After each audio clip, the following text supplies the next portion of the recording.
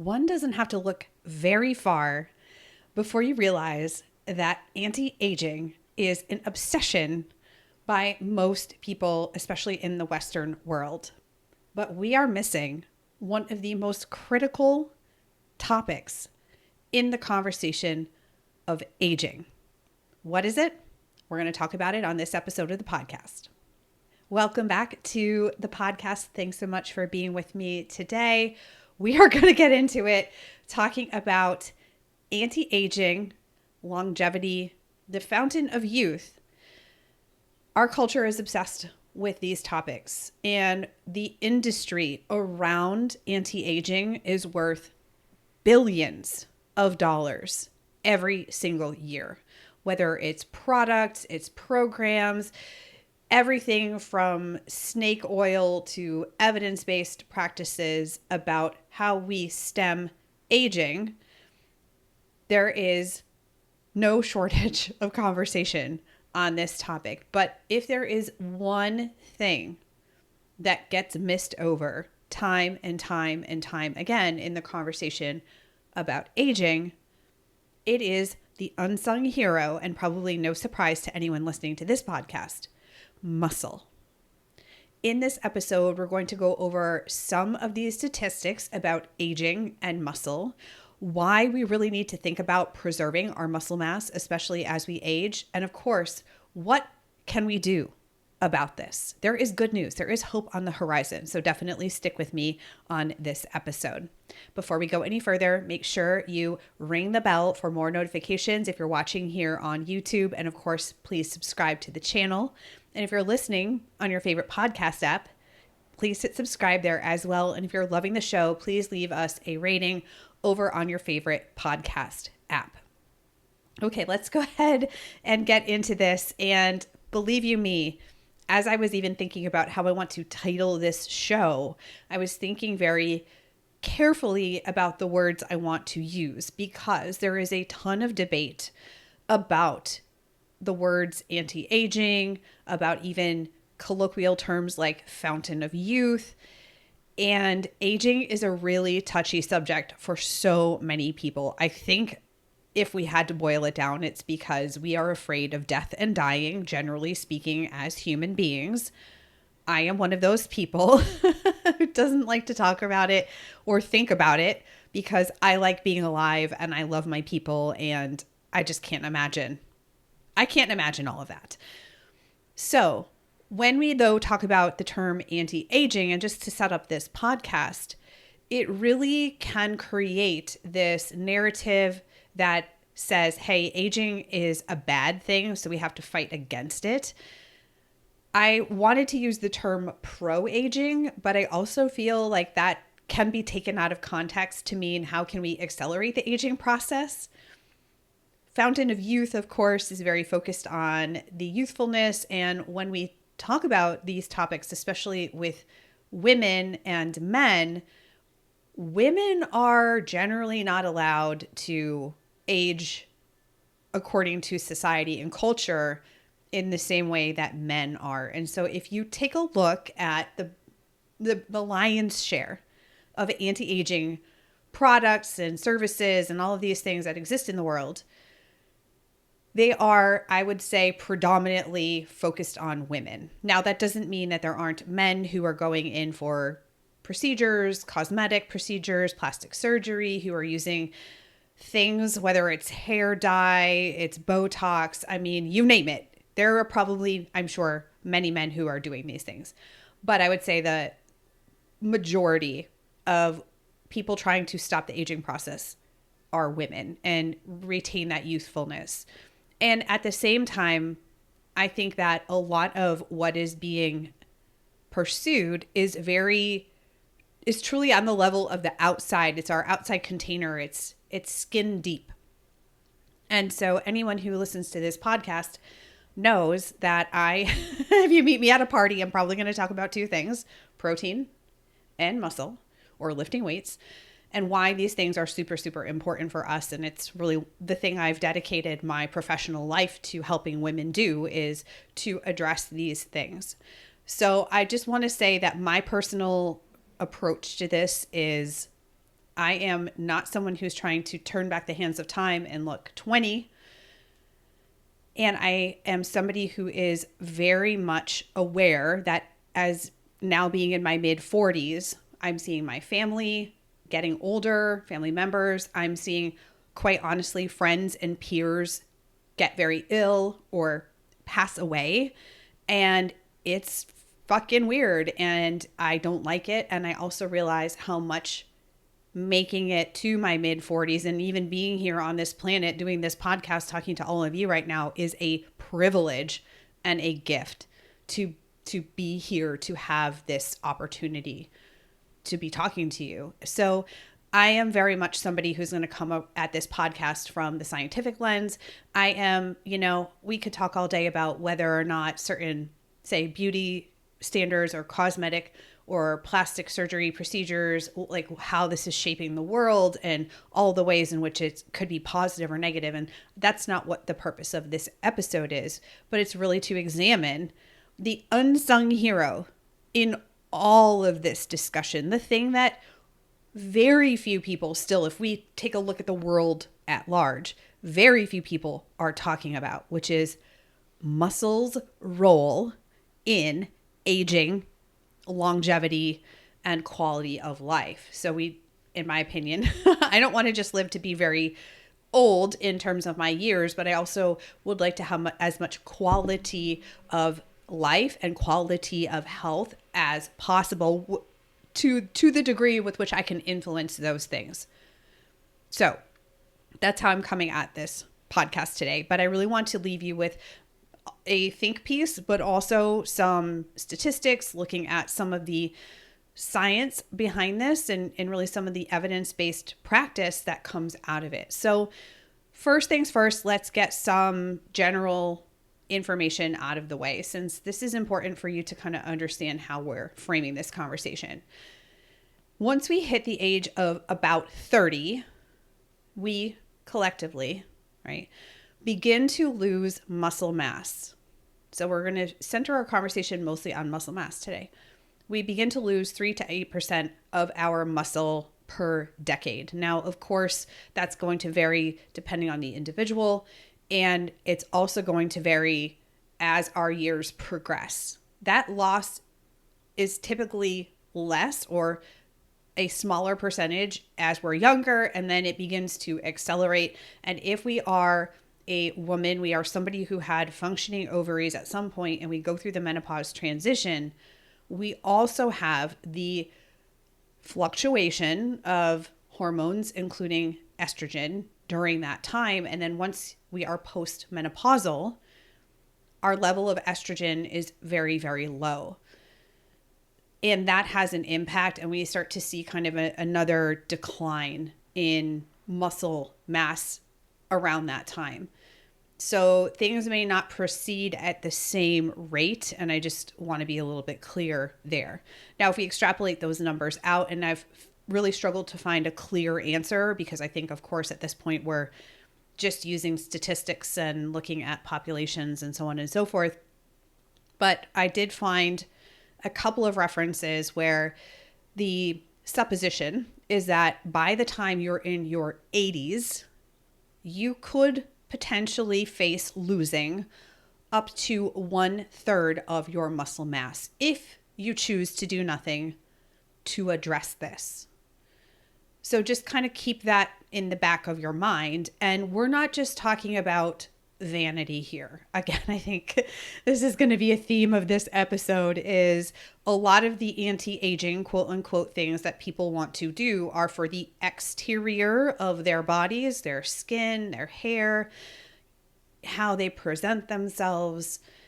And really, I want to talk about the things that a lot of people don't want to talk about, which is what's going on the inside. And then frankly, how that affects things like health and quality of life.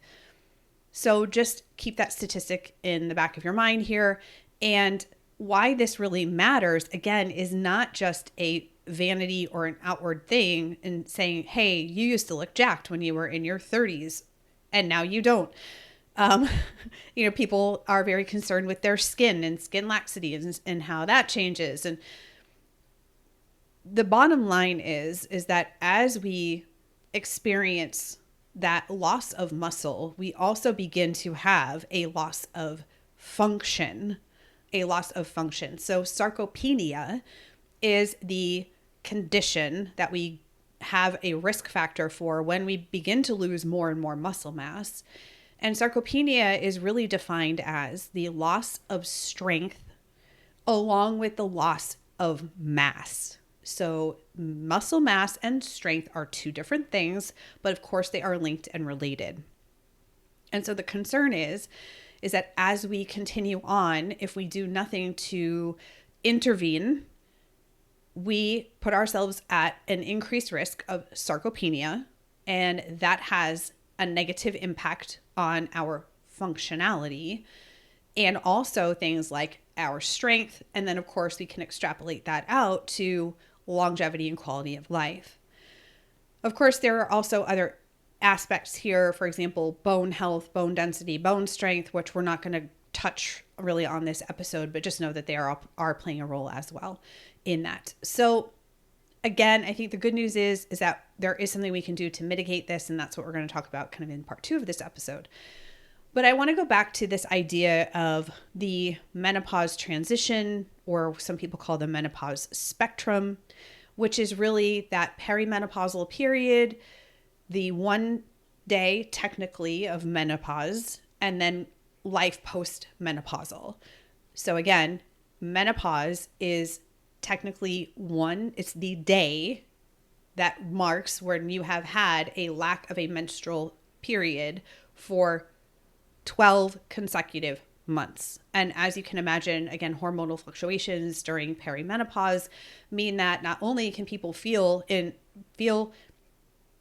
different in strange and unpredictable and unsettling ways, but that fluctuation is really going up and down. Hence some of the unpredictability in things like complaints, symptoms, things that folks are experiencing that are very unpleasant and frankly can run the gamut from mild to severe. So it's, again, going to depend on the person. But then we are post-menopause after that 1 day. And that's where we will live the rest of our lives in a post-menopausal period. So a couple of things here, and I'm going to be speaking in more general terms.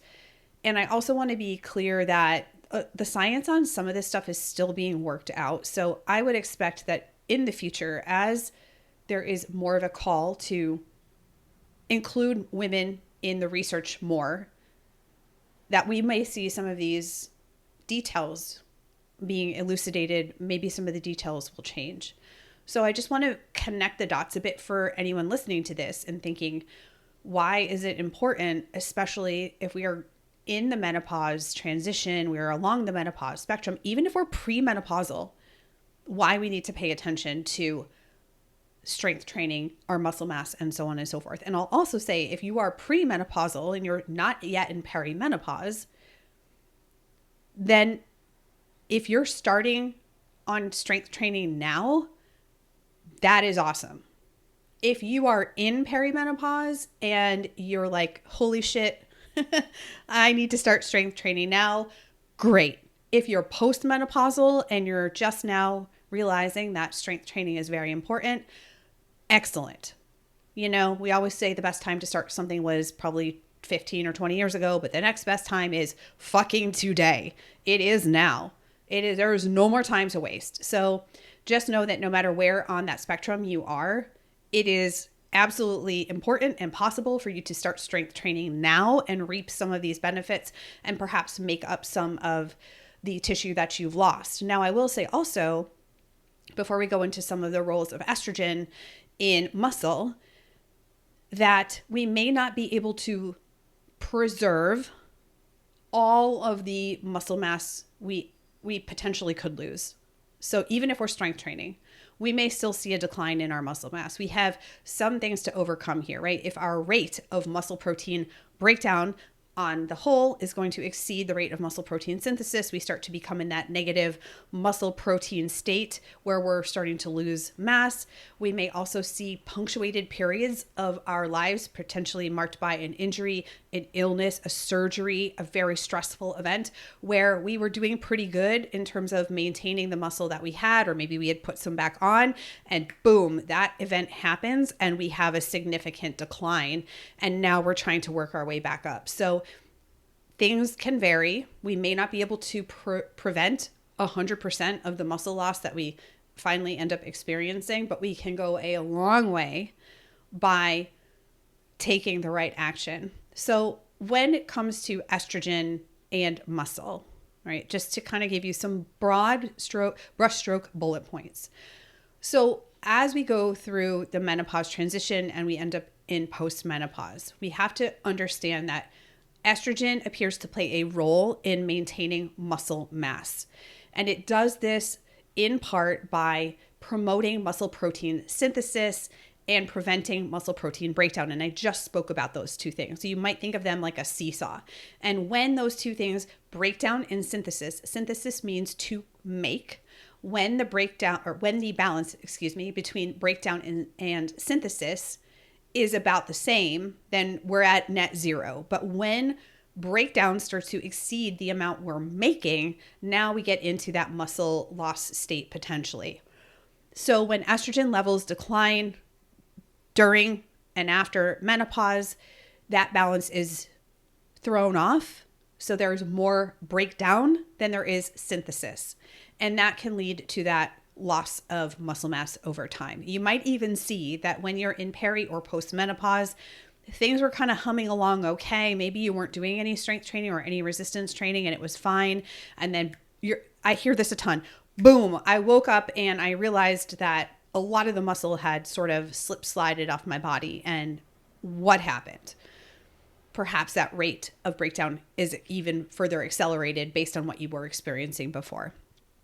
Also, when it comes to estrogen, we are looking at a decline in muscle strength. Strength is the ability to exert force on an external object, really, and move that object, if we're speaking in very general terms here. Again, I'm not a exercise physiologist or an exercise scientist, but I'm just trying to give it to you in layman's terms here to understand. So that decline in estrogen can result in a reduction in muscle strength. So strength is the ability to exert force on an object and move something. And power.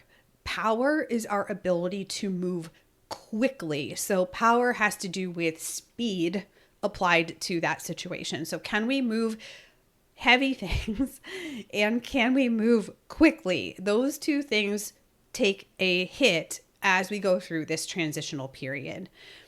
And that's really, really important because this is where the what do we do about this comes into place. So this can make it more challenging for us as we go through the menopause transition to retain strength and retain speed and power. And you might think, cool, Steph, like I don't care. I'm not jumping around and doing all these things, but anytime you need to engage your muscle fibers quickly and get them to fire fast, it could even be something like you stub your toe as you're walking and you start to pitch forward. And I've told this story before about a lady we saw stumble in slow motion, and it was terrifying because she was on the concrete and going face down in an intersection and she just couldn't catch herself, right? Because I'm assuming here, right? She just couldn't move her feet fast enough to get her feet back under her. And so she fell.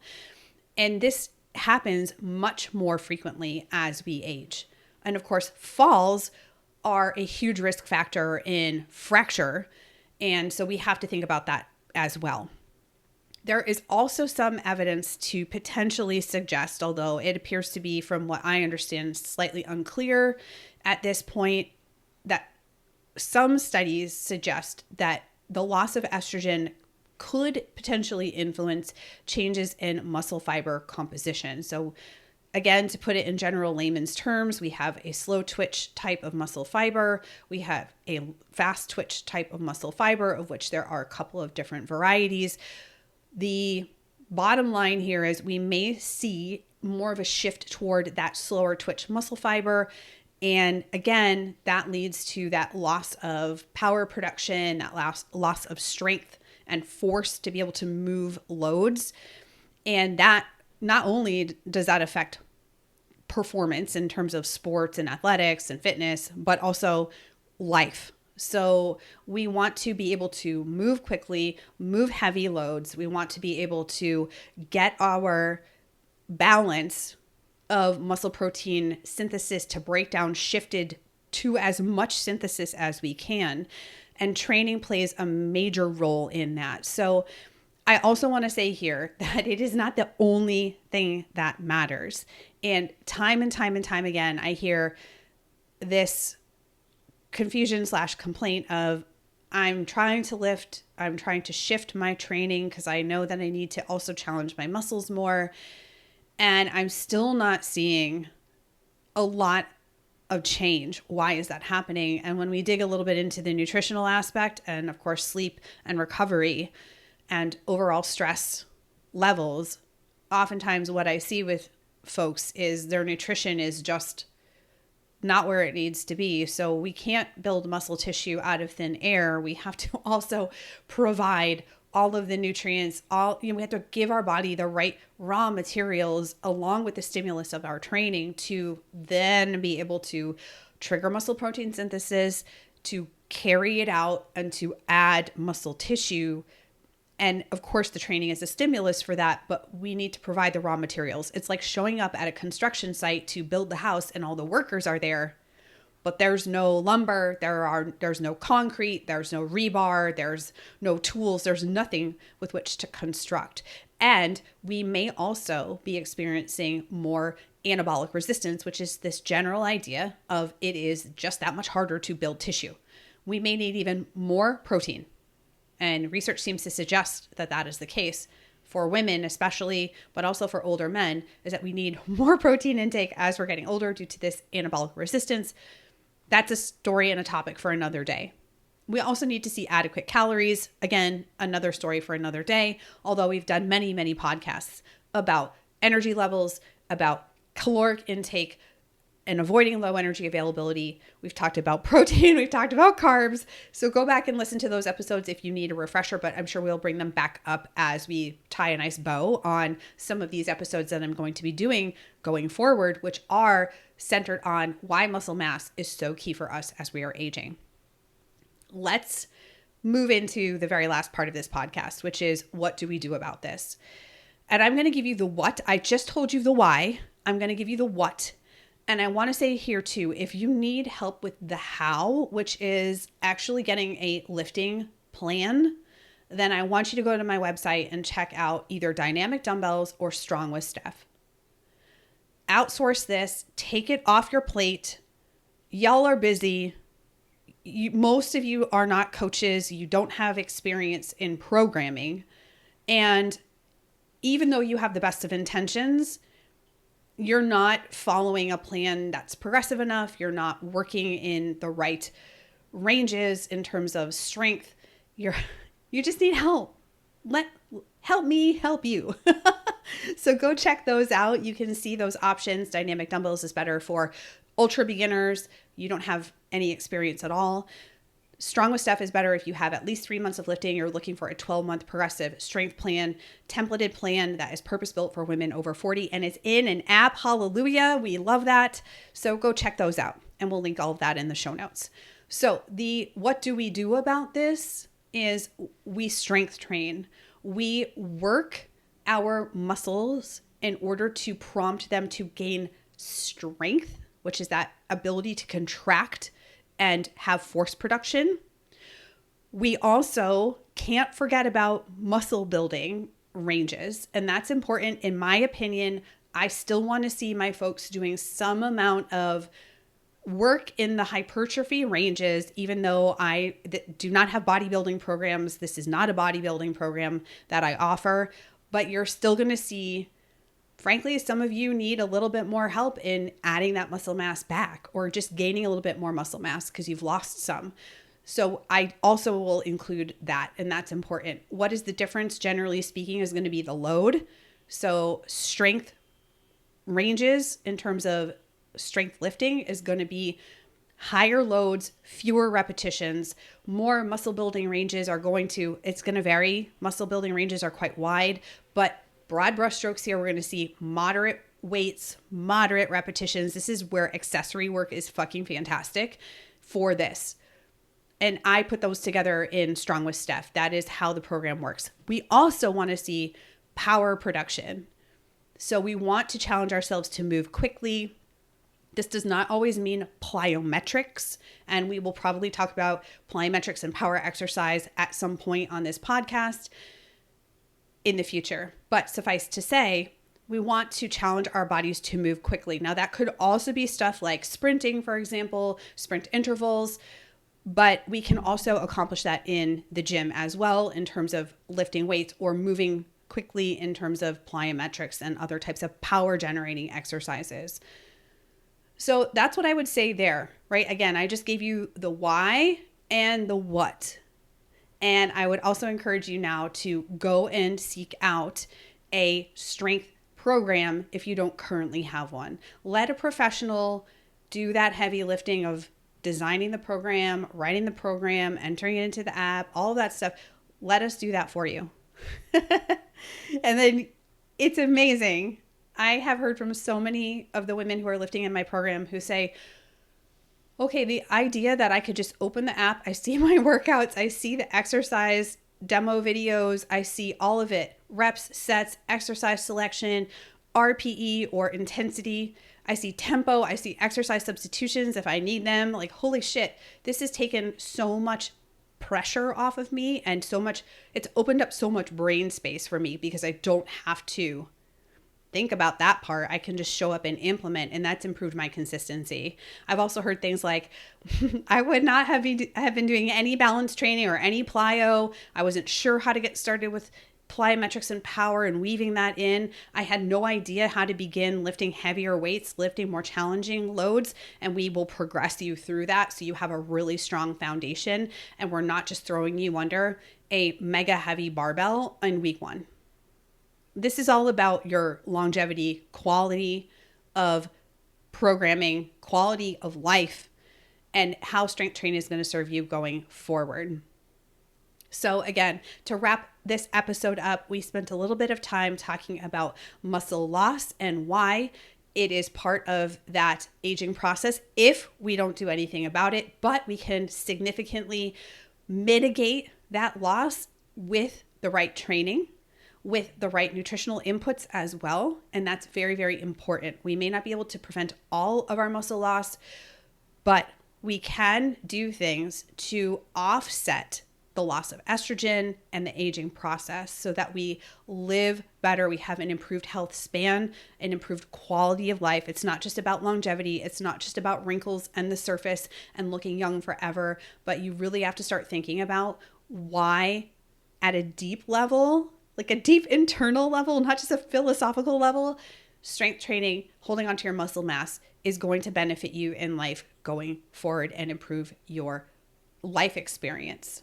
All right, that does it for this episode of the podcast. I'd love to hear your thoughts. Are you currently strength training? What do you love about it? If not, what's holding you back? Either one of those two questions, whichever one applies to you, let me know in the comments here or send me a direct message on Instagram and let me know. I'm so curious, and I would love to see if I have a resource potentially that can help you take that next step. Make sure you also subscribe on YouTube here, hit the bell for more notifications, and of course, please hit subscribe on your favorite podcast app. Very last thing, if you're looking for a system to put everything together, we mentioned strength training and the options I have for you there. But if you're looking for the entire framework, Fuel Your Strength framework that I teach my students, along with the accountability, weekly coaching, and support to put all of this into practice, the fueling and nutrition element, training element, recovery aspects, and stress management, then I would love to encourage you to check out Strength Nutrition Unlocked. This is my signature program where I walk my students through the exact steps and the implementation so you can build muscle, improve your strength, and improve your performance both in and out of the gym. You can find out more and apply at stephgaudreau.com/apply. Thanks so much for being with me. Stay tuned for future episodes where we dive into other elements of muscle and strength. I can't wait to share that with you. It's so important, and I'm so glad that you were with me on this episode. Until then, stay strong.